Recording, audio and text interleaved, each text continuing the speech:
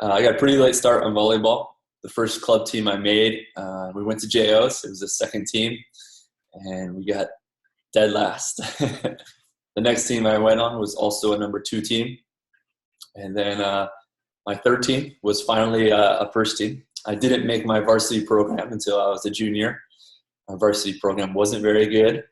And then even after that, I was a walk-on at Long Beach State. After that, I didn't have a first contract my professional year, so I had to stay home. And so just very often, I experienced a lot of setbacks, failures. I still do.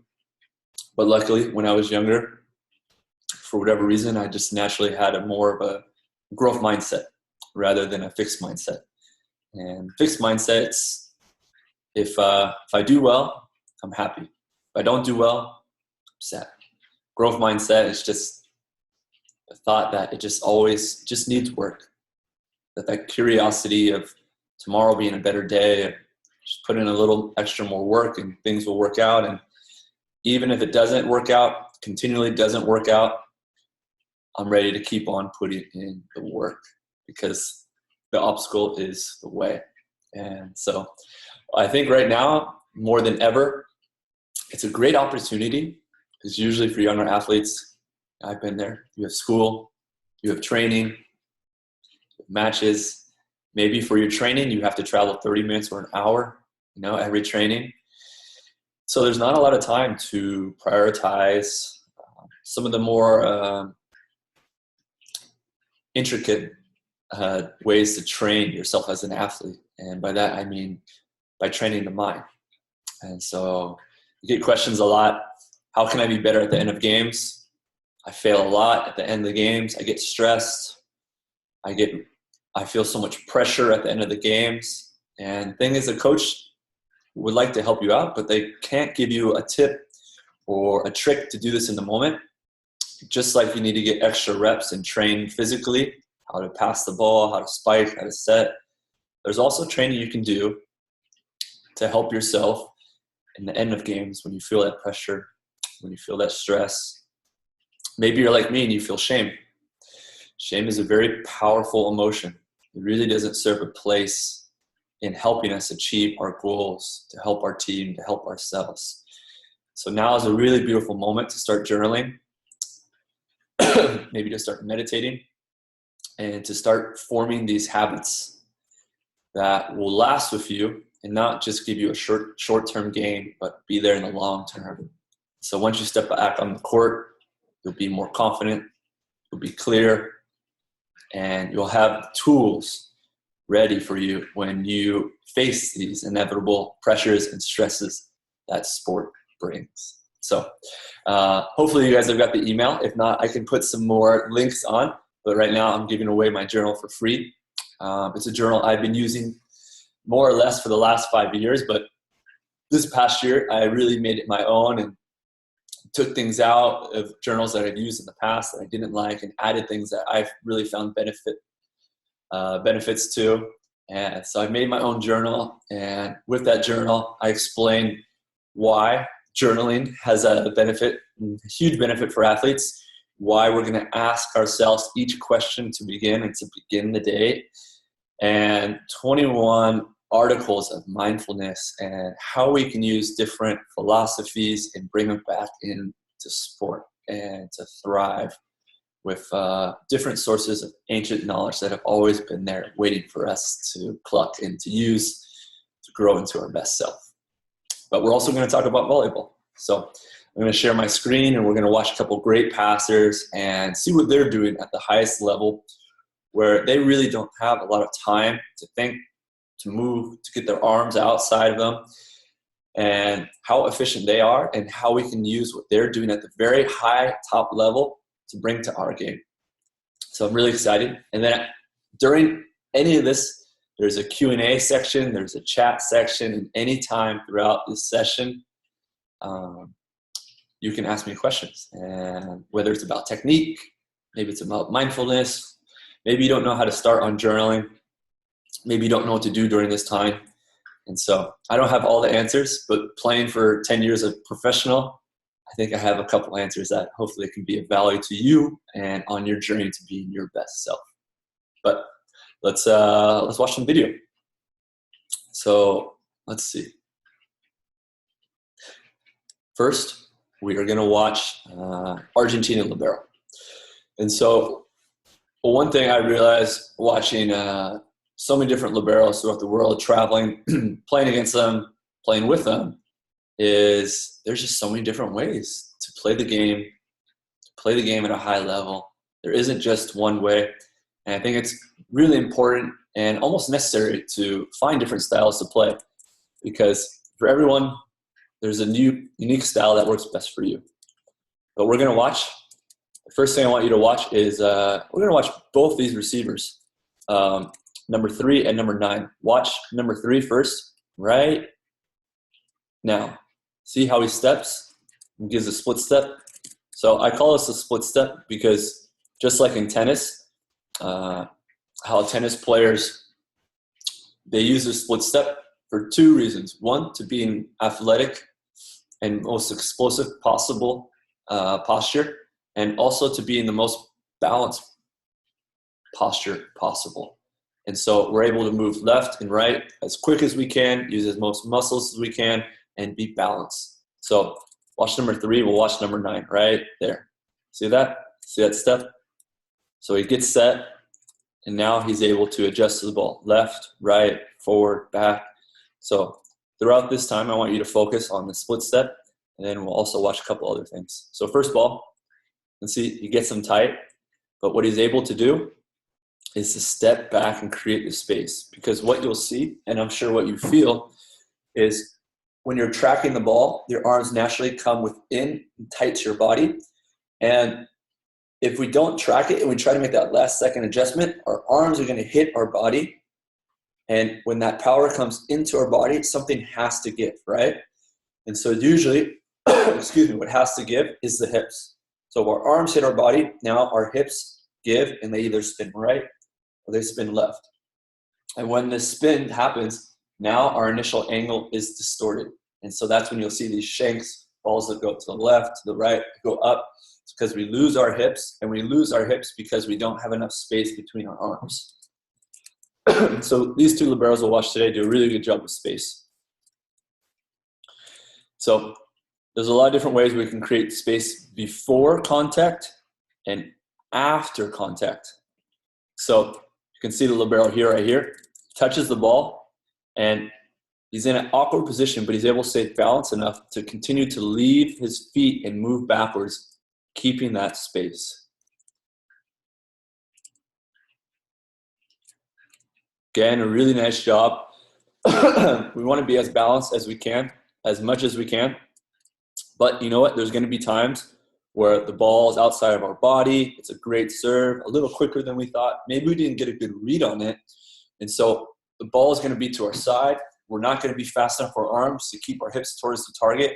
You can see this libero, his hips are going to open up. But you know what? The ball will listen to the angle. So as long as you present a good angle, the ball can still go where you want to go. You can see his hips are facing the sideline. You know, I don't think anything good's going to happen, but he keeps the angle and keeps it shaped towards the setter. And the ball will listen to the angle. So we don't necessarily want to be in a situation all the time, but at times, even if we're in the worst possible technical situation with our hips, with our legs, our body, if we just present a great angle, the ball will still go to the target. So you can see this time, almost same situation where the hips are opened up, but he wasn't able to put a good angle on the ball because, like I mentioned, we get out in front, we're going to be strong, but once we're back behind here, now the percentage of us getting the ball on the target, we can still do it, but it's just not going to be as high once the ball gets behind our body. So you can see he's taking up a lot of court, and it's going to be difficult. But you can see he reaches out, and the ball moves at the last second, and he loses the hips, and therefore he loses the angle. The ball comes off the net. This time he does a really good job with his footwork, good split step. He gets a good jump on the ball, and you can see his hips are facing the setter. He lunges, And this is another way to create space. I like to call this sacrificing. So you can see he's in a compromised situation with his legs. He can't really pass the ball, be balanced, and take a couple steps back. And so what he'll do, he fully commits to putting his angle outside of his body, and he's just going to fall back with his body, sacrificing the platform. So see, platform stays true, hips stay true, and he just allows his body to fall back.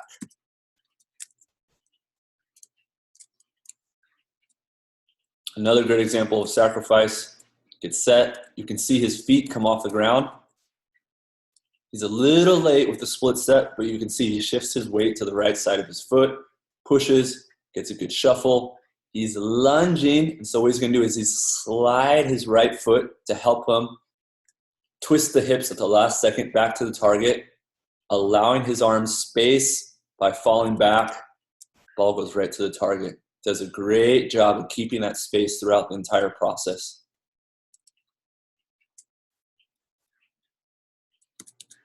So we get to the next play. There we go. So this time, ball comes right at him, doesn't have to do a lot. And this is one of my favorite ways to create space last second on a ball. Usually, if the ball is on my line, I'll pass to my right side.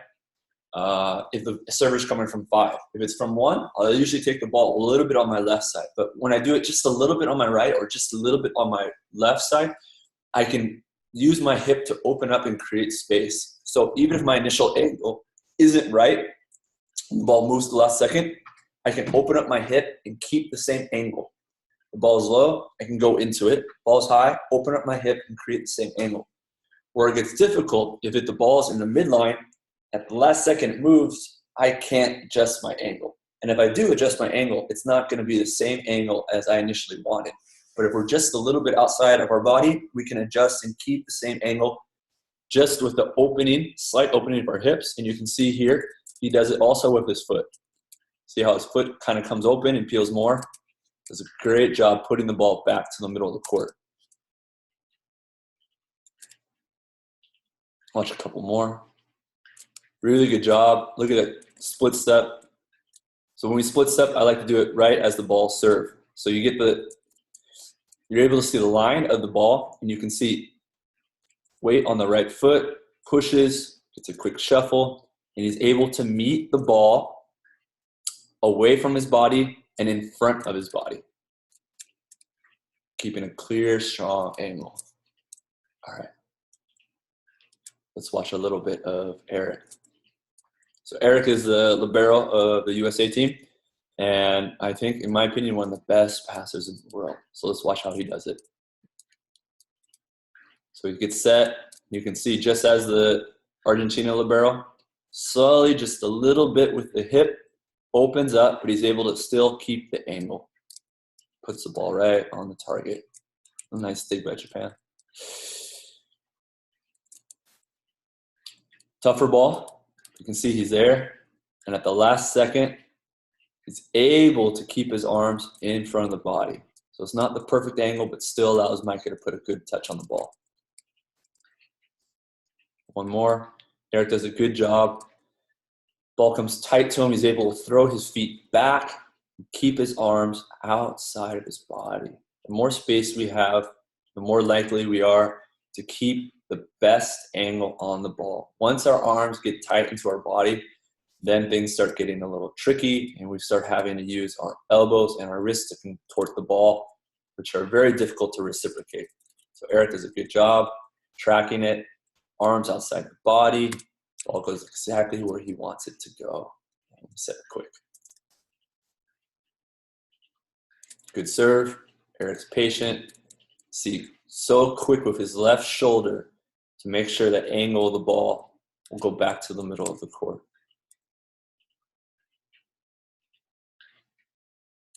Nice job. And people ask me all the time, what should I do? Should I hold the angle? Should I not hold the angle? I think watching Erik, who's the best receiver in the world, whenever he can, he holds the angle because he knows when he holds the angle, that's where the ball will go. His angle will stay true no matter what. Because when you break your angle too, you don't have any feedback. You break it and you're like, oh, how'd the ball go there? How'd the ball go there? But if you hold your angle, you realize, okay, I was facing that way. So the ball's obeying the physics. It makes sense. My hips are faced that way. Maybe I should work on having my hips stay facing to the center. How can I do that? Maybe I can be a little quicker with how I move, keep my arms out, be a little better at tracking the ball. And by holding your platform every time, now you get to coach yourself. And I think this is great because no matter how good a coach is, they still have 12 other players that are watching and coaching at the same time. So by holding your platform, you're able to get the most out of every rep because you yourself is able to get the feedback from each touch. And so you're able to learn quicker. And I love this. So every time I pass, especially before or after practice, hold my angle and just see how my body is and how I can be more efficient. So great job again, holding his angle, falls back, nothing wrong with falling back. It's going to be difficult maybe if the ball floats at the last second or if it hits the tape, but it's a great way to create space. Erik holds his platform, look at that, still holding. That is great. Then except Ben, and well, Ben's going to have his way with the Japanese team. See one more. Great job getting under it. You can't see, but he holds his platform. Great trajectory. So there's a lot we can learn about by holding our own platform and being able to coach ourselves. But okay, that's it. So happy to answer any and all questions for today. Please, if you guys have any questions about journaling, about technique, about space, kind of going over it again. I speak about this a lot. I have a free 7-day I have a free 7-day passing course that talks about pretty much everything we talked about today. Day 1, we talked about the split step, how there's 4 different ways that you can do your own split step.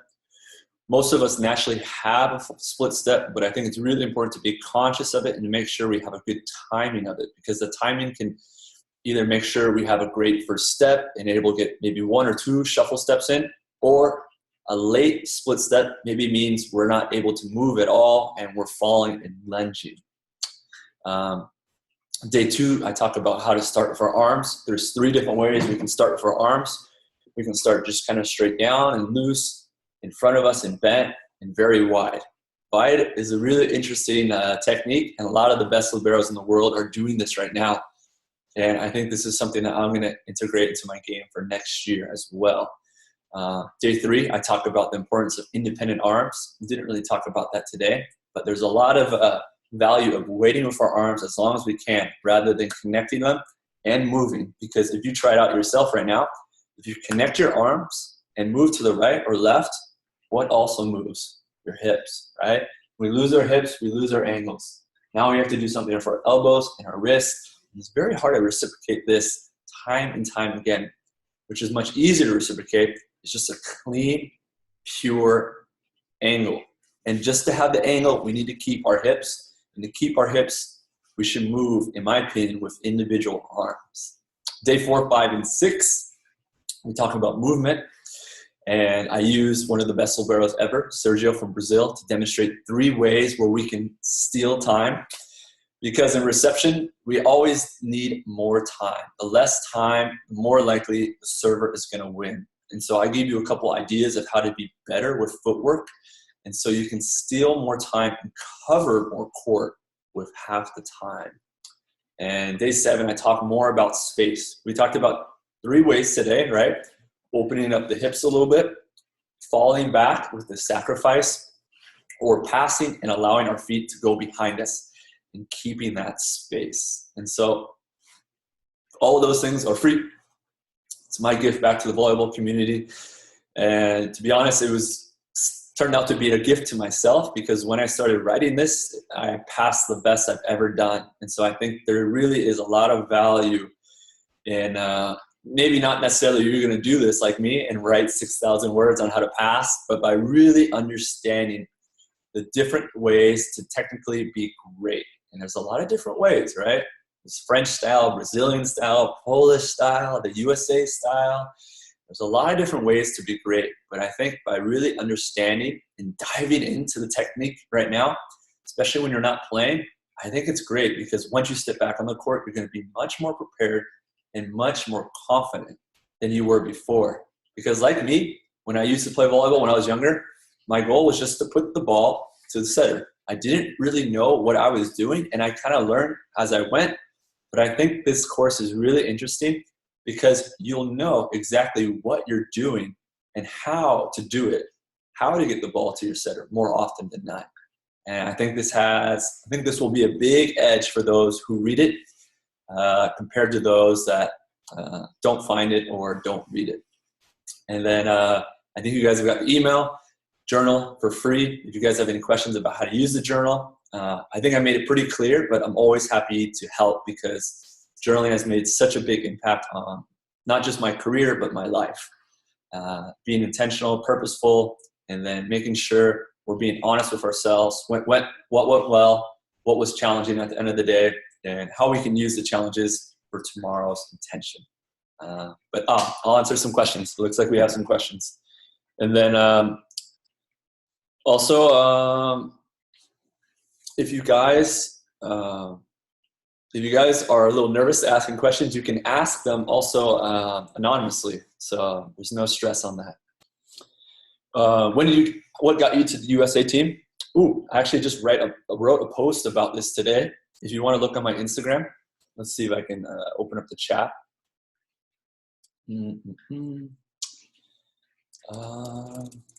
I'll give you the link to what I wrote today because when I write on Instagram, I try to write to younger athletes because when I was younger, I really wasn't that dominant.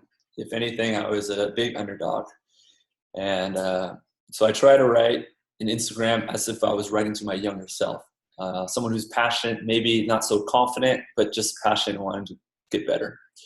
What got me to Team USA? Playing well in college helped me. I was an All-American at the end of my senior year. But it was as you'll read in my Instagram post, my path to actually playing and traveling on Team USA was very difficult. It took over 6 years for me to actually start training with Team USA. And then finally in that 6th year, I got my first trip due to an injury, and I got to play due to an injury. And I don't want to spoil the rest because kind of arrogantly, I think it's a really good story. And so in the chat, I think you can see it. If you want to click on that link, and then you can read it when we're done here. What advice would I give someone struggling with sports performance anxiety? Yeah, if you guys would like, I could probably do another Zoom just talking about mindfulness. Because again, I'm not like a stud. I've never been a freak athlete. I've never been a freak performer. And so I've dealt so much with anxiety and shame, especially as a professional athlete. And there's so much stress because if you don't play well, then maybe that's your last year. And so I put so much pressure, so much stress on myself, not even really the team. And especially my year after Brazil, it was really difficult dealing with a lot of shame. I dealt with so much shame, making a bad pass, and just, I suck. I'm so bad. I'm blowing it. Have any of you guys experienced these feelings before? It was tough. And so I really had to work hard on meditation, mindfulness, journaling, rephrasing, and refocusing failures and problems and shifting those into solutions and fuel for my highest growth. It's difficult to really answer that question under 10 minutes, under 20 minutes. But the big thing is, like I kind of mentioned to begin today, is a big conscious effort into meditation, to journaling, and even visualization. Visualization is very powerful because you can put yourself into the game, and you can put yourself not only into a place where you're succeeding, but also a place where you fail. How do you react to that failure? So it's really powerful. When you play the game already in your mind, you can play the game when it happens. When you see yourself failing, you can see yourself how you pick yourself up, or you breathe, you touch someone's hands, take another deep breath, tell yourself that you got it, and then you nail the next pass. You play that in your mind before the game, And you'll be surprised that when you play the game, you'll also have that situation, right? We're not always going to be perfect. You're going to have that situation, but you'll already know how you're going to deal with it, and you're going to succeed. At least you're going to be more confident than you were before. Should I start journaling? Yes, every day. It's something that doesn't take a lot of time, but it's also something it's difficult to commit to. It's very easy to spend our time on Instagram, on Netflix, on TV, because the dopamine that's released, right? It's a very pleasurable feeling, or awaiting this pleasure that will come from opening the app, right? But with journaling, it's hard work. You know, it only takes a couple minutes, but it's hard work to sit down every day and to journal. For me in Poland, it was really easy. Here, it's been a little different, and I actually haven't journaled today, so it's funny me saying this. But you just become clear, right? We want to get the most out of every day. If you're a younger athlete, especially girls, it's a thin line of you going to college, not going to college, going to college and getting a scholarship, not going to college and getting a scholarship. And maybe for everyone, that's not your goal. But if it is your goal, I would think that you would take every edge you can get. And journaling takes 2 minutes in the morning, 2 minutes at night. But with journaling, you become clear on what's important for the day. What's my intention? What's my purpose? We talk about in the journal, the first thing you answer is, what am I grateful for? All right? Because so often, especially in my life, I have to achieve something to feel whole, to feel loved. And that's a very difficult foundation to work out of, that you have to get something to feel good. But with journaling, we already find the things in our life that is great. I like this Stoic quote. It's not that your glass is full. It's not that your glass is half full, but that you have a glass. And so we start with an elevated emotional state like gratitude. We start about our intention. What are we going to work on today? Usually I like to use my intention for volleyball. I'm going to work on serve receive. I'm going to work on holding my platform. I'm going to be more aggressive on defense. Today I'm really going to communicate. And then 3 things that are within our control. I'm going to wake up and meditate. I'm going to go to practice early and get extra reps. I'm not going to drink any soda at all today. And so being clear with actions that align to you growing and committing to it, rather than just going to the day and being like, oh, maybe I'll do it, maybe not. You're clear, right? You're clear on your actions and attitudes that will help you accomplish your goal, right? And when I talk about goals, I like to talk about goals as not as salvation, as either I reach it, I'm happy, I don't reach it, I'm sad. The goal is the compass. And where we put our time and energy in is the process and the path to reach the goal. And the task and the habits that align with us reaching that goal. So even if we don't reach our goal, we put in the work, we were determined, we were responsible, we committed to actions that align with our growth. And so even if we don't accomplish the goal, we're still winners, right? What do you like to write in your journal? Please download. I think you guys have a code, and for some reason you don't have a promo code. Check it out, because I talk all about every question that you will answer in the journal and why it's important that we answer and address each question. But if for some reason you've already read the journal and you're still a little lost, you can always write me and I will help make it as clear as possible. Tell me about a specific time where you were turned down for a volleyball opportunity that you thought you were going to receive and how you rose above that moment. I have many. Let's see. The first moment, I didn't make the first team in my club. Second moment, I didn't make the first team in my second club. Third moment, I didn't make the 16s1 team for a club I really wanted to play for. And I didn't make the 15s1 team as a setter, which I wanted to play for. After that, I wasn't a starter my first year in varsity. I didn't get a scholarship to any college. I had to redshirt. I got to start a little bit as a freshman, but then got benched. I started a little bit as a sophomore, but then I got benched. My first year out of college, I didn't get a pro contract. My first, second, third, fourth, fifth, 6 years out of college, I didn't even train with Team USA. I was just in the gym to train with the second team and to wipe the floors. My second year professionally, no team offered me a contract, so I had to go back to Finland. My fourth year, I signed with a team in France, and they ended up going against the contract and saying they didn't want me. So I got lucky and I was able to make another team. My sixth year, I signed with a team in France, and that team went bankrupt. And so I had to sign with a team that was really awful.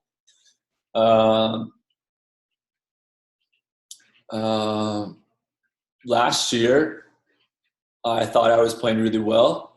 The team wasn't doing well. And so the coach brought in another libero, and I got benched for the whole year. Last year, I thought I was playing really well with Team USA, and I didn't make the World Cup. This year, it seems that I might not have a contract for next year, even though I signed a 2-year contract, that the president won't, what am I trying to say? Won't hold himself to the agreement. And so every year I face a setback and failure. Every year, right? But I like to use Stoicism, this ancient Roman philosophy, as a guide for myself. There's two things in life: things that are completely within my control, things that are not completely within my control. Over here, the weather, right? This is something that's like, no matter what I do, I can't affect it at all. But even over here, it's how I play. If I'm a starter, if I make the team, if the coach chooses to travel me, if the team plays well. These are all things that maybe I can affect a little bit with my effort, my play, but I still don't have complete control over it. And so I don't concern myself so much with these things. What I do concern myself with is my ability to turn problems into solutions, my perception of life and events that occur around me, my effort, my actions, my ability to set goals, and my ability to give and love and to not hold resentment and anger towards those people who make decisions that don't align with my personal preference to how things should go. So I always experience setbacks. So will you. Nothing about my journey is different than other people. But what's helped me a lot is Stoicism, this ancient Roman philosophy. And there's a great book called The Guide to a Good Life, which is a great introductory to Stoicism. But reading this book on the season where I went 3-23 of my professional team, I was able to see that there's many perceptions we can have on life, not just one. And that year, I had the perception of life wasn't fair. Whereas I had the opportunity of seeing all the great things that were in my life and the opportunity and the challenges that were in front of me, right? A lot of different ways we can perceive life. We can perceive life as a victim, or we can perceive life as a challenge, as a beautiful challenge. That life is always presenting stuff to us that maybe we don't initially understand, but maybe somewhere out there, whether you call it the universe, your highest self, God, Buddha, Krishna, that knows a little more than you believe to know, and will give you these challenges and setbacks. So you have to look inside and find the strength and courage to overcome these setbacks, and maybe lead you to an even better and brighter future than you ever imagined. So the big thing for me is seeing these problems and flipping them as quickly as we can as solutions. And I also talk about this in the journal, and there's an exercise in the journal to do this. Awesome. I think that's a great way to end it. I'll write again in the chat the link to get the passing guide. I'll also put, I do have a video course where you can buy if you want to bypass the emails and just go straight to the video course. It's 50 minutes of what I talk about the email course, but with videos of players doing it and with my commentary. And then overall, excuse me, now with people not being able to train, I've been doing a lot of more consulting on Zoom, whether with teams or individuals. I watch a video with you and see how we can improve, entails drills, tips, and techniques to help you become a more confident passer. And so you guys have any questions, you guys can always reach me on Instagram. I'm always very happy to help. I've worked really hard on my career and where I have gotten today, not just by myself, with the help of others. I'm a product of my environment. And now, as my career is slowly coming to an end, I still really hope I can be of service to others, and for me to be the one that helps the next generation of athletes. So if there's any way I can help, just please let me know. All right. Thank you so much. Have a great day. Talk to you guys soon.